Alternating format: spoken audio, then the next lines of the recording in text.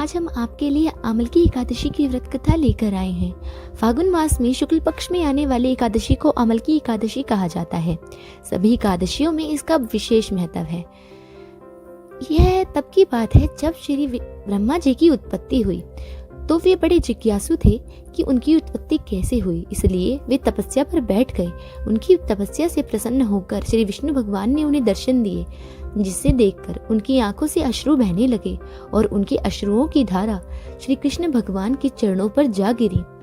जहां जहां उनके अश्रु पड़े वहां वहां आमलकी यानी आंवले की वृक्ष उत्पन्न हो गए और उन पर आंवले लग गए।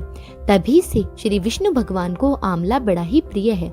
उन्होंने ब्रह्मा जी को यह वरदान दिया कि जहाँ पर भी आंवले का पेड़ रहेगा मैं वहां पर वास करूंगा। इसलिए तभी से आमलकी एकादशी के दिन श्री विष्णु भगवान और माता लक्ष्मी की पूजा की जाती है।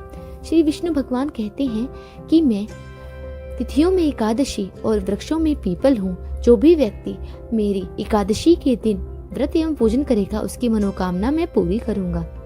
पुराणों में आमलकी एकादशी की एक कथा हमें देखने को मिलती है।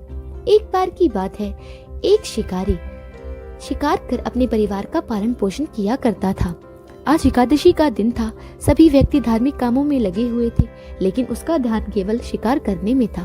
इसलिए वह जंगल को चला जाता है, लेकिन उसे पूरे दिन कुछ नहीं मिलता। इस कारण वह पूरे दिन भूखे पेट बिना किसी जल के जंगल में विचरण कर रहा होता है, जिससे उसका एकादशी का व्रत हो जाता है और उसे इस बारे में पता भी नहीं चलता। ऐसे ही उसका पूरा जीवन बीत जाता है और उसकी मृत्यु के पश्चात उसे एक राजा के घर में जन्म मिलता है।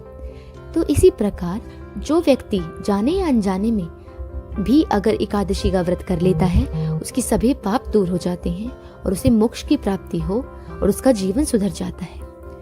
इसलिए आंवला एकादशी का विशेष महत्व है। धन्यवाद।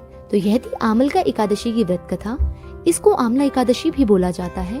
यह फागुन मास में की जाती है। इस दिन श्री हरि विष्णु जी का व्रत किया जाता है।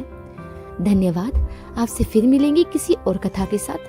तब तक के लिए हमारे चैनल को जरूर सब्सक्राइब करें। जय मां अन्नपूर्णा, जय श्री विष्णु।